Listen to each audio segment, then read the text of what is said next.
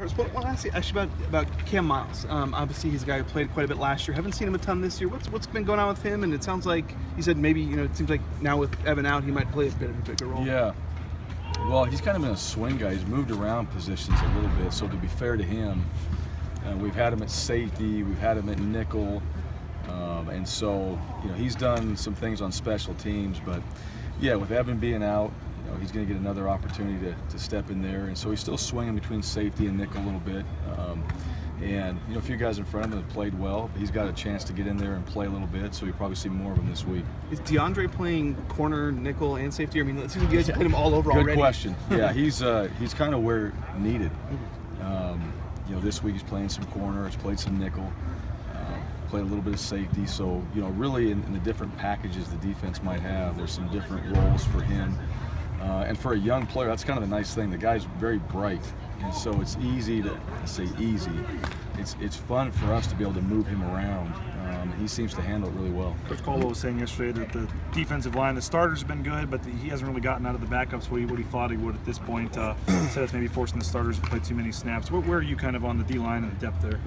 Well, I think there's been some games. I would say there's been some opportunities to get some of the backup guys in, and so to be fair to them, we really haven't put ourselves in a position to do that. We've been in some pretty close games in the second half than we probably would want to be. You'd love to go out there and get a chance to get some of those new faces or backup guys in there. I just think the starters have played well. I think they've played at a really high level, and those guys that have come in there, they've also played well. They just had less opportunities, and we haven't given them many chances in games to go in there and kind of get into a rhythm like the other guys. You look at Chaz Anderson this year, and I know over the last couple of years we're used to seeing him try to hit those home runs and stuff, but him in the run blocking game this year, I mean, do you see a more complete wide receiver out of Chaz Anderson right now? I think he is. Yeah, I think that's something where he's learned from last season. There's more to his role than just running deep and taking shots with him. And you saw it now. He's had some underneath throws.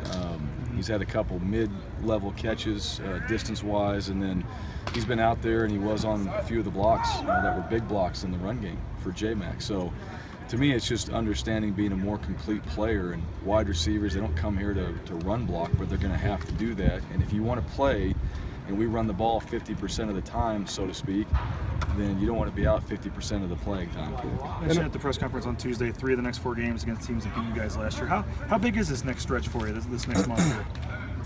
Well, yeah, I mean, just looking ahead, certainly, we understand the stats and all that, but it starts with Utah State, really. We can't make a stretch or a run until we take care of business in this game. And so the focus has been on Utah State. That's been great about this team, is just every week we got these standards that we're trying to accomplish every week as a team. And we haven't done that. And so that continues to be the push, that we're trying to get better. We're trying to focus on that particular week and really concentrate there, and we know what's at stake, every single week, and certainly know the schedule, but that's not the focus right now. Interesting though how the schedule works out, where you do get 3 of those teams kind of in the same kind of revenge type game, right in 4 weeks here. I think it's always interesting how the schedule works out. With the bye week that early, games late. I mean, that's one that you kind of have an idea, going into the season, and then they start putting the different times together as well. So I'm not surprised anymore on our scheduling. It is what it is. And, how they put it together, I have no clue. I know that you and Matt Wells are obviously close or whatnot, but how has that friendship kind of grown as you guys have grown? And I mean, it used to be the cool connection. You both just got hired with the QBs at your alma maters, and now you're the head coaches. But now you've been at head coaches for a little while. So just curious how you guys, have feedback back and forth from each other, all that. Yeah, we still talk. We in the off season, obviously not talking during game week and all that, but we've got a lot of respect for him. It's one of those relationships where you kind of sit there and say, how do you handle this? How do you handle that? You're not talking scheme because you play each other. You're talking more about certain issues and things that come up that don't have to apply to X's and O's, that every coach in America is trying to figure out. What do you do? This is a new situation. How do you handle it? Those are the type of questions that we ask each other, and then just about family and time and certain things. And so, he's a very sharp coach, does a great job. I think he's a great motivator, and so to spend time with him and talk to him certainly helps just overall in being a head coach away from the X's and O's. I think Dave brought up DeAndre Pierce a couple minutes ago. He had that great pass breakup in the Oregon State game. Yeah. Are you surprised that he's been able to contribute as much as he had early? Obviously, great bloodlines. Yeah, no, and I think he's come out here since he's been here and has worked really hard. He shows up every day. He's got a great focus about him, and I love that. I love when guys come to work and they've got a great focus, and he has that every single time he steps on the field or in the weight room, whatever it is. He's very competitive. He's very driven, and then, like I said before, he's very sharp, and so he's able to handle quite a bit of information, and he works hard at it. So, no, from what I've seen, and I think when these guys are true freshmen, the game's changed a little bit. These true freshmen showing up here. A lot of them want to play. They're preparing to play. It's not that same old, I'm going to have to redshirt and all that. And the way it was set up, too, there was open opportunities for those guys. And who was it going to be? Is it going to be him or somebody else? And he stepped into that role and done a great job. Back in the top 25, Coach, obviously the polls aren't something that you can control, but lopsided scores are something that can grab the attention of pollsters and committee people. Is that something that ever crosses your mind when you're coaching a football game? Style points, something like that? No. Never, not once? No. Okay. When you do look at, I know that you guys don't invest too much in the rankings during the season or anything like that, but outside recruiting, stuff like that, does it mean anything to be a top 25 team in those regards? Well, I think people look at the polls, certainly your names in it. Recruiting is a lot of advertising your program and having people see that. And so if you're put into something that your name is out there, then you're just strengthening your brand.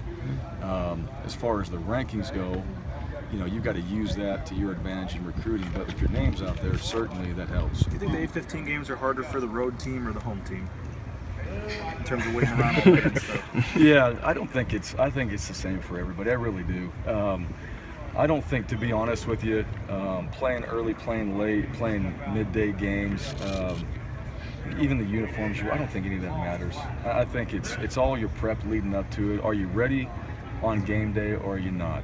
And what you're wearing, all those other things, it doesn't matter. Are you prepared from what you did Sunday to Friday is the key ingredient. So I think it's just different, and so we play late games and then we go play it at 1:30 or 11:30 or whatever that is.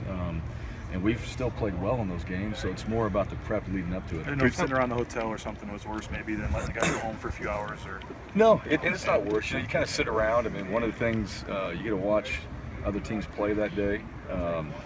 And I think some guys really enjoy that. Some guys want to wake up and play, and it is what it is. You're going to just play at different times. Every team in America really has to do that for the most part, and I think that's just how it is.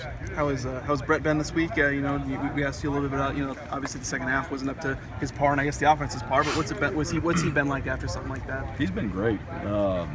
And you go back and again, the initial reaction from the game is one way because you just want to go out there and just finish it out and finish strong and have this great third and fourth quarter. Then you go look at, what really happened in the game. And he played well. We had some miscues and all that. Certainly not on him. Some are, but he doesn't shoulder all that weight, of a mistake here and there. That's on all of us, and certainly on all phases. You got to look at it and say there's things we can get better at. He's been great this week. His prep's been great. The challenge for all of our guys is how do we keep improving in what we're doing as far as preparing ourselves and not just getting into that same routine, but really being committed to it. All right, guys. Let's go. Okay, thank you.